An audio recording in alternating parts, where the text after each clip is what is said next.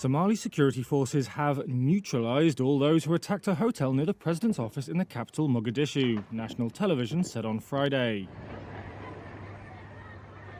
That's after al-Qaeda-linked group al-Shabaab claimed responsibility for the assault on the Sil Hotel, a popular gathering place for politicians that began on Thursday evening. On Friday morning, Somali security officers could be seen taking positions on the hotel's roof. Al-Shabaab claimed responsibility for an attack on the same hotel in 2019. The jihadist group has, for years, been trying to overthrow Somalia's government and establish its own rule based on a strict interpretation of Sharia law. Police and other government spokespeople were not immediately reachable for comment. Thousands celebrated in the streets of Dakar on Thursday night. They'd heard the news that Senegalese opposition leader Ousmane Sonko and the candidate he is backing to be president had been released from prison. Only Sonko can do this. Everyone is behind Sonko. Let's stay focused. He's clear. It's crazy. They've pinned all sorts of things on him, but today he's clear. The release of Sonko and Bassirou Diomaye Faye had been expected after Parliament passed an amnesty law on March the 6th. That's as authorities seek to ease tensions following their thwarted bid to postpone an election by 10 months. It's now taking place on March 24th. Sonko was disqualified from that vote over a defamation conviction he said was politically motivated, which authorities deny. Instead, he's called on his supporters to back Faye, who is candidate for a coalition including Sonko's dissolved PASTEF party. That'll potentially worry the ruling Benno Bokk Yakaar coalition.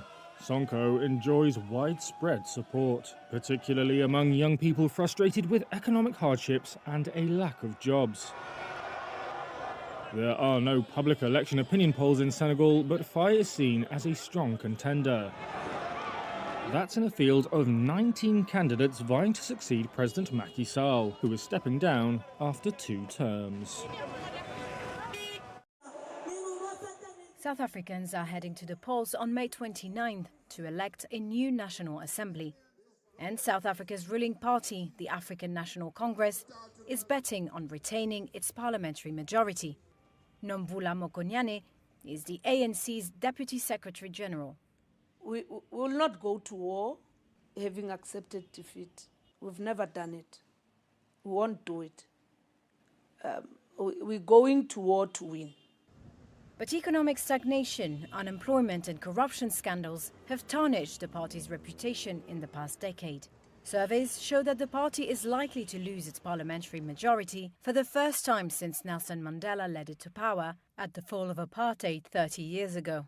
This would open up the prospect of a coalition rule, which the ANC says it's currently not looking at. If you know what South Africa has gone through, coalitions will not work unless those coalitions are regularized. We've seen how nations that are administered through coalition governments also battle in terms of policy contradictions.